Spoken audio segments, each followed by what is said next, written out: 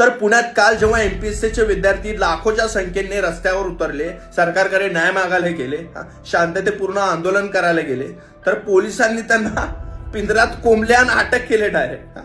म्हणजे आपल्या देशात आता असं झालंय, तर तुम्ही बलात्कार करत असाल, कुठलं क्राईम करत असाल, गुन्हेगारी क्षेत्रात असाल, तर तुम्हाला जामीन मिळतं, तुम्हाला इलेक्शन लढण्यासाठी तिकीट मिळतात.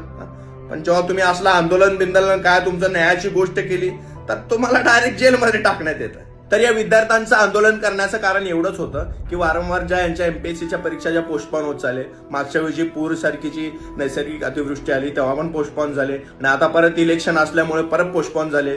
पुढचे एक्झाम कधी काय त्याची काहीच क्लॅरिटी नाही.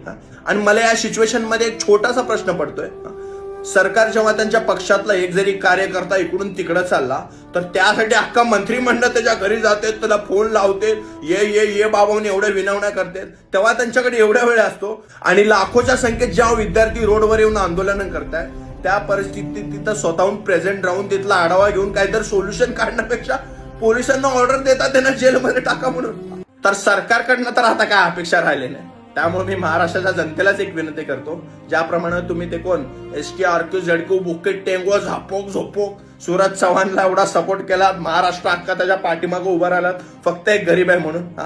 तर इथं लाखो करोडो हजारो जे विद्यार्थी आहेत आपले, जे वर्षानुवर्षे मेहनत करतात, काहीतरी मोठे स्वप्न बघतात, एक टाइमचं अन्न खाऊन ते पण त्यांच्या नशीब नाही तरी सुद्धा कष्ट करतात, एमपीएससीची प्रिपरेशन करतात, ह्यांच्या पण पाठीमागं तुम्ही असंच उभे राहा. तर सोशल मीडियावर कायम प्रेशर चालूच ठेवा सरकारवर.